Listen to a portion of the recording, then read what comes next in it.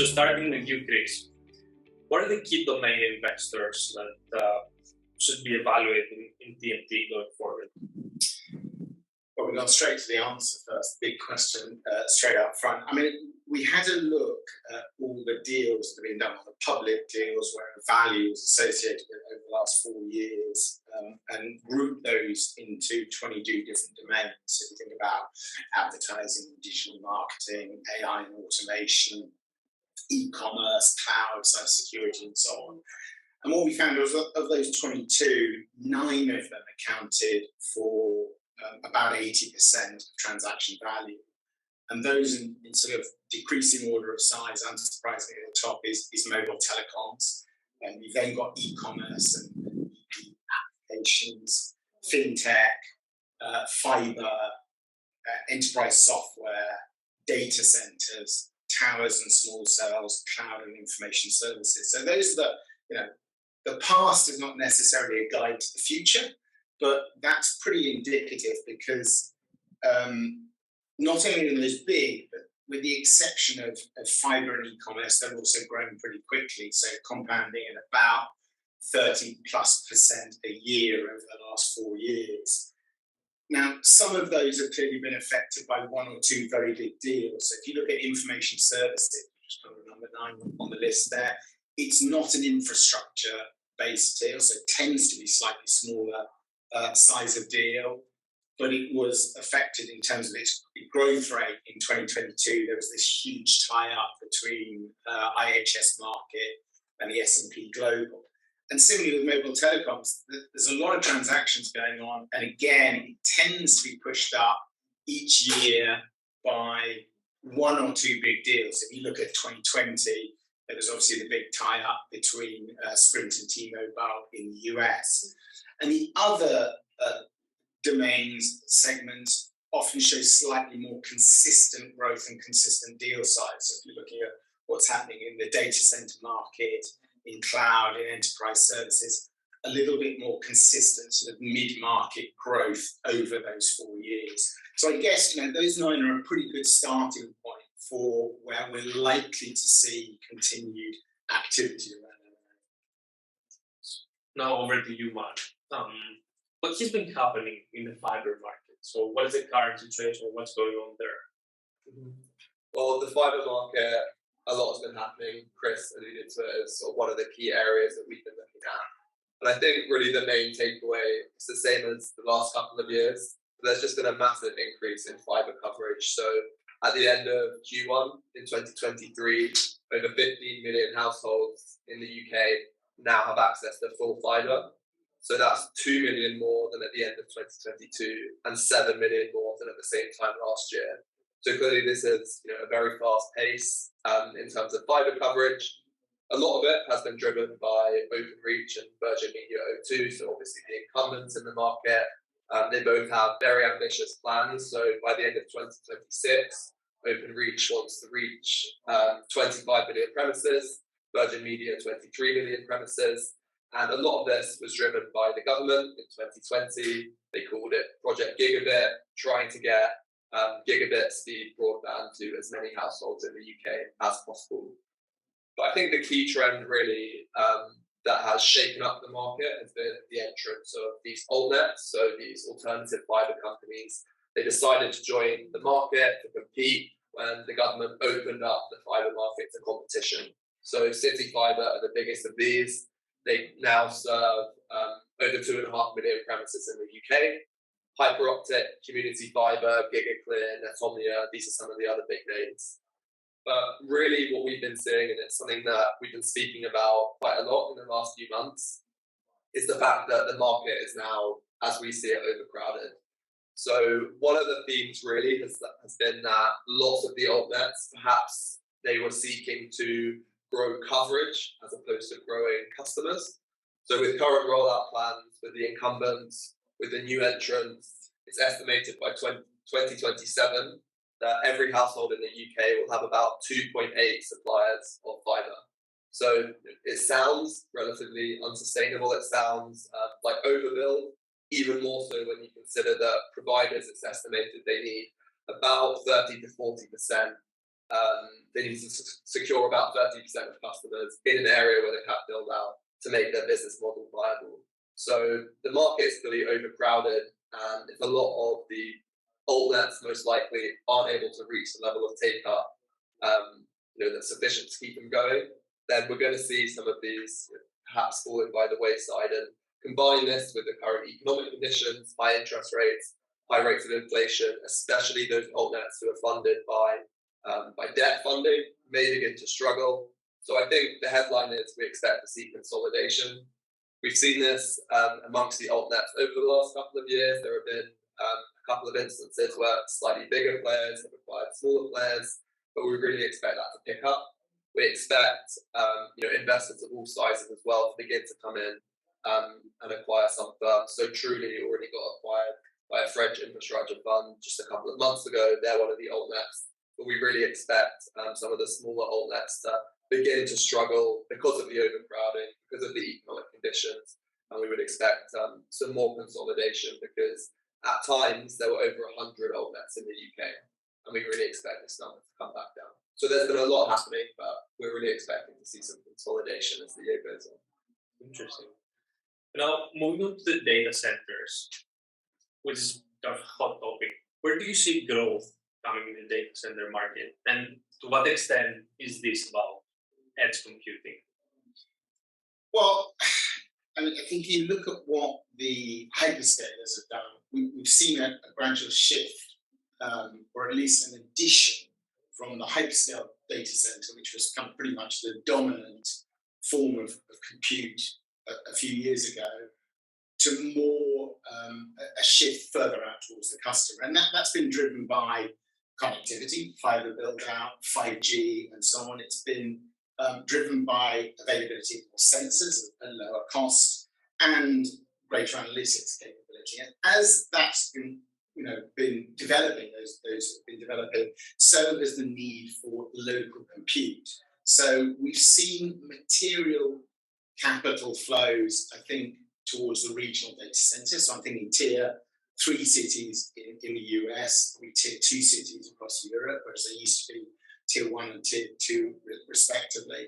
And we've seen early stage capital start to reach the far edge, so more sort of VC early stage funding. So at the moment we're seeing regional data centers very much in play. Some of the large players, we look at what Equinix has been doing over the last 5 years, has been consolidating a lot of the regional players. We think that's going to continue as they seek national and regional coverage. We think this will continue, and as the far edge matures and those use cases develop, we're going to see more consolidation there with all the startups that have sprung up, and probably an emphasis away from early stage more towards mature later stage investment and funding over the next few years. Yeah, I think to add to what Chris is saying, I mean, anyone that knows STL knows that we're all about edge, and edge data centers are, well, it's an area that we've been working on a lot in the last few years. And I think something that we've noticed in the last 12 to 18 months is that these edge data center platforms in Europe and elsewhere are really beginning to expand. So Atlas Edge, a company that we know well, they recently acquired Data Center One in Germany, but that's part of a lot of acquisitions that they've been making to grow their platform. Earlier in the year, I Squared Capital launched Enlighten, which is a new edge platform. I think they're going to build out 10 data centers in Germany. And then they acquired Euclid, which is a French edge data center company. And I think they have 6 different edge facilities in France.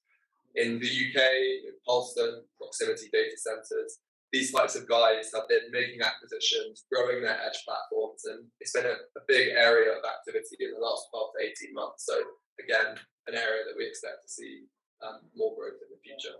Mm-hmm. And I guess some of these drivers that kind of want to keep data local, but also like low latency applications, are also kind of result in demand for private mobile networks. So how do you see this market kind of evolving over the next couple of years? Well, I think the way we think of it, something we're hearing from our clients increasingly, is that the demand for edge compute and private networks go hand in hand, and that kind of makes sense. If you need local compute, because you have mission critical use cases and applications. You may be automating machines or vehicles on site. You need reliable connectivity, and there are black spots for 5G, and they're likely to remain for a very long time. So public 5G, is not always going to be present, and relying on best efforts probably isn't good enough if you're building your business around automation or these new use cases. Now, some of that private 5G is driven by local regulation. Some markets are less supportive of private spectrum being leased to enterprises, but we are seeing that expansion pretty rapidly in many markets. I mean, this is a little bit complicated because we talk about private and talk about public, but actually there's a bit of grey area in between. Often there are mixes of public and private. You might use some public infrastructure, and you might use private solution providers to knit together service from a neutral network host with a public network. And that complexity means that we are seeing quite a lot of growth in that market around new players entering, existing players expanding. We think this sort of proliferation of private networks and private network solution providers is going to continue.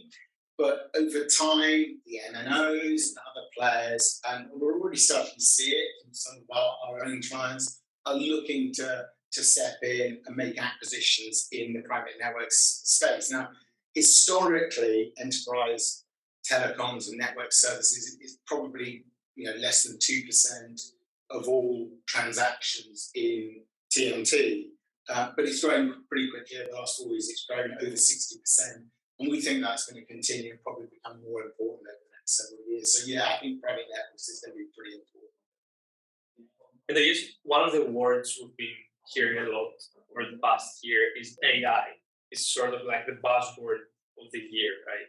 So to what extent is AI a driver of growth for this in digital infrastructure assets? And to what extent do investors should consider investments in AI? Yeah, I think we sometimes think, what happened in March with the launch of ChatGPT and the sort of explosion we saw there means that it's sort of hard to remember maybe that AI investment's been going on for quite a long time. It's not a huge amount. I think over the last 4 years, about 1% or less than 1% of all transactions, but it is growing. It has been growing quickly. I think what we've seen, what's been interesting over the last few months, is the growth in verticalized solutions. So if you think what ChatGPT is, which is this generative pre-trained transformer, those are the sort of foundational assets that are taking complex unstructured data and neural networks in order to be able to be used on almost anything. And then built on top of that, and that's the domain of the tech giants, it's tens of billions of dollars of investment. Built on top of those and using that core foundational technology, we're seeing the vertical industry players pop up. So in healthcare, you've got Arteris and Freenode. In manufacturing, you've got Graphcore, Bright Machines. In finance, you've got Numberai and Upstart and so on. And I think we're going to see that continue. And then probably as one or two of those obtain leadership, we're going to see that explosion of hundreds or thousands of companies shrink down. So we'll see M&A there. But what I found really interesting here is that what we've seen with the consolidation in the foundational technology, and then the competitive, disparate, disaggregated market on top, is what many people have talked about in telecoms, fixed and mobile, for the last 20 years. We've talked about structural separation between NetCo and ServCo, and it hasn't really happened. I mean, it's been forced by the regulator a little bit in fixed networks, and we've seen some of the fixed incumbents, the BTs and Deutsche Telekoms of this world, have to open up their networks and provide their network solutions to retail players, competitors, retail businesses. But it hasn't really happened in the past. And I wonder whether what we're seeing with the market forces in AI and what we think is going to happen, seems to be happening there, might be recognised by the regulator, and actually in some markets, not all, but in some markets, I think Europe is one that it might happen, see this more stratified approach to telco, when you see highly consolidated infra physically, maybe a few more at the netco level where they're managing the network functions, and then this proliferation of service companies that are exploiting that network. And it'll be interesting to see whether that plays out. Logically, I can see the capital markets, I can see some logic in that. I can see the regulator feeling that consumers are being protected by having lots of service companies. But in terms of economies of scale, having consolidated infrastructure companies and netco companies, I can see that might happen. So, AI, really interesting, clearly a growth area. It's been happening and will continue to accelerate. You see it's part and parcel of edge compute, part and parcel of the automation story, part and parcel of private networks. But also, I wonder whether it's, that model might be looked at by regulators and the capital markets to say, well, hang on, maybe we really should be forcing through what we've been talking about for a long time in telco. Great. I think we're coming up to time. Hope you found this helpful, and hopefully catch you in the next one. Thank you all for joining.